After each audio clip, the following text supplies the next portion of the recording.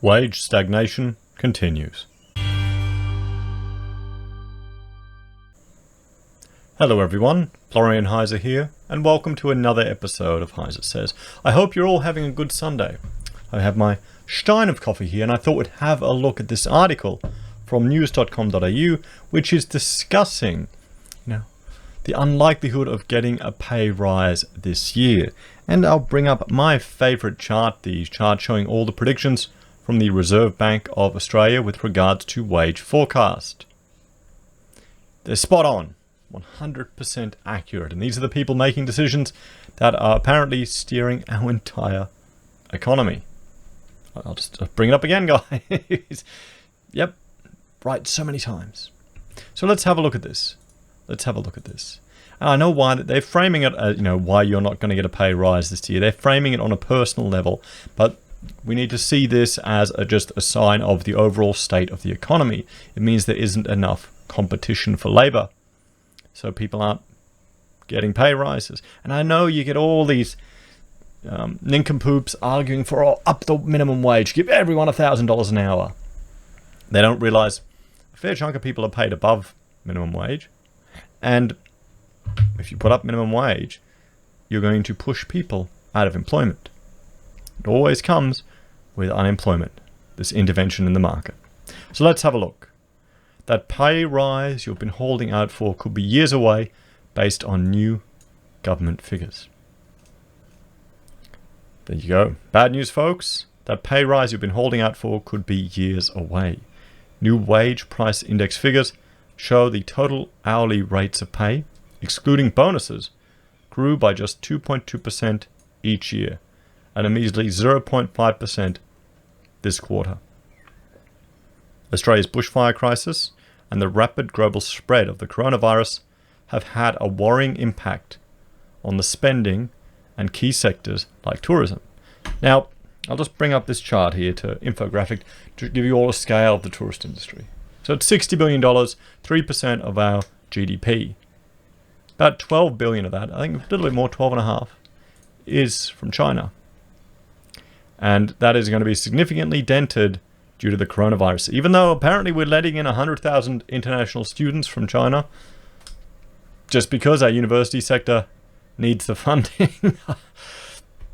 If someone has any more information on that, please send it to me. I haven't really had a chance to look at it. But a dent in this industry is going to be big.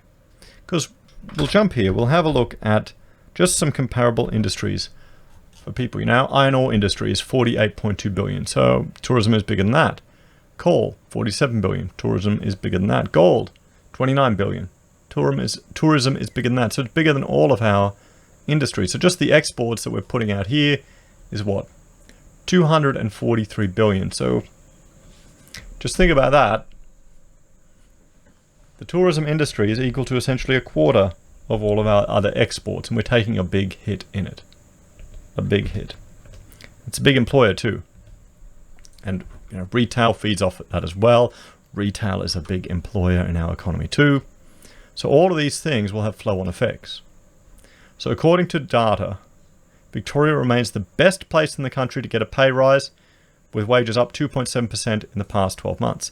Yes, and a big part of that wage rise, because I have that here, a big part of that wage growth is from the public sector. A lot of health workers in Victoria receive pay rises above CPI and above the mean. Have a look here. You can see the difference in the chart below. WPI, the wage price index for public sector and private sector. Private's purple, public is red. See the difference there? It's probably, maybe we are living. Someone said that in a comment on a previous video, it's almost like we're in a two-speed economy. You've got the bubble of the civil servants who just get pay rises again and again and again. And then you've got the rest of us in the private sector who are having to deal with these burdens that the government puts on all of us. So, and then comes New South Wales has fallen, adding just 2.1% despite relatively low unemployment and a strong economy. Half of the slowdown in wages growth in Australia is the result of weakening productivity, which is now going backwards for the first time since the mining boom, according to a Productivity Commission report released earlier this week. The Commission's chair, Michael Brennan, says ongoing output growth has pushed Australia's recession-free hot streak out to 28 consecutive years, a record that is the envy of policymakers around the world. That said, this year Australia's productivity has slid backwards for the first time since the mining boom.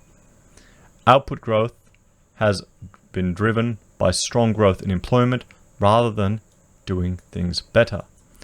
Well, that aligns with my argument with regards to the complexity of our economy here. Got a bit of a graphic issue here.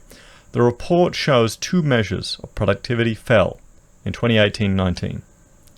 Labour productivity dropped 0.2% in that financial year, while multi-factor productivity was down 0.4%. The latter was the first fall since 2011. Well, there you go. This continues a spell of weak productivity growth since the peak of the investment phase of the mining boom in 2012-2013, the report says.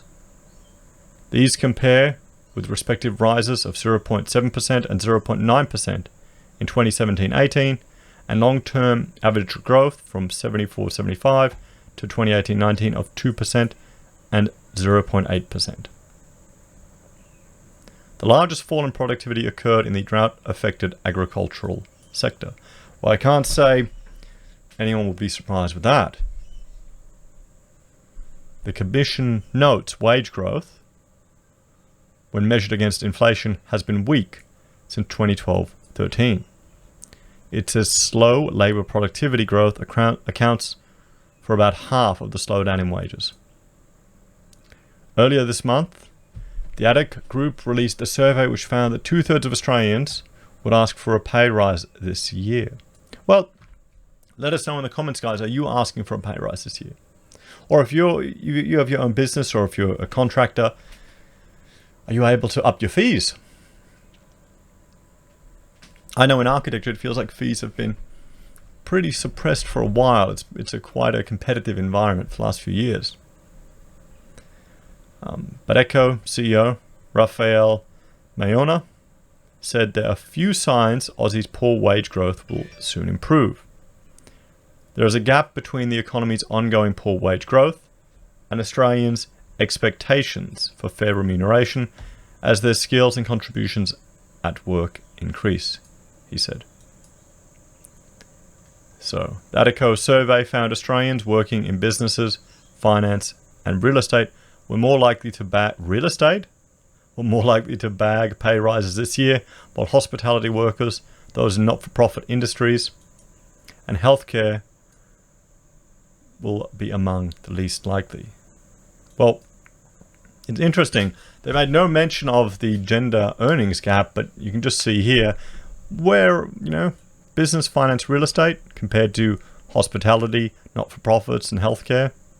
I wonder which one women are more attracted to and which one men are more attracted to. Just wonder. I'm surprised with real estate, particularly.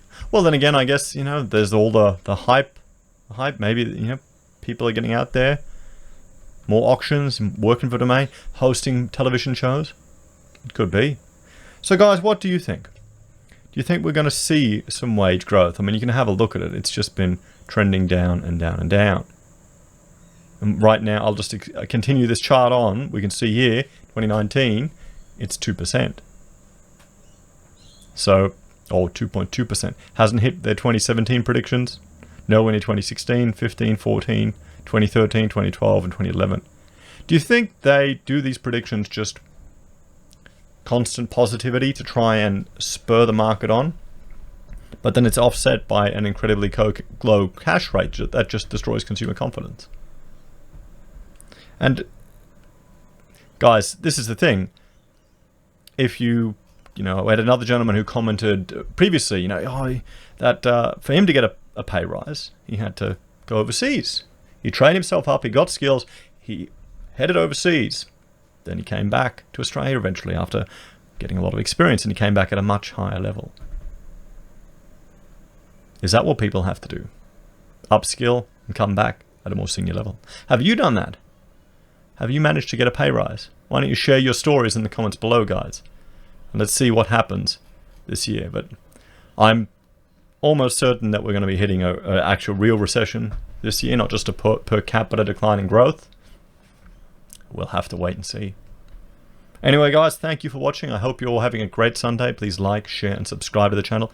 If you're a fan and want to help us produce content, there are a few ways you can. You can share the content, get the word out there, help the channel grow. Or your social media and your LinkedIn. You can also support us financially through Patreon or the channel here on YouTube, where you make a small monthly donation and get access to emojis and badges. We have affiliate links with Independent Reserve and Kucoin for all the crypto traders out there.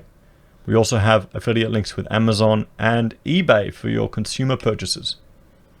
Finally, we sell our own merch from the HeiseSays website, pocket squares made by Rachel in this very house, and PayPal if you want to contribute directly that way. Thank you to everyone who's helping support the channel. I really appreciate it. Have a great day, and I will see you in the next video. Bye for now.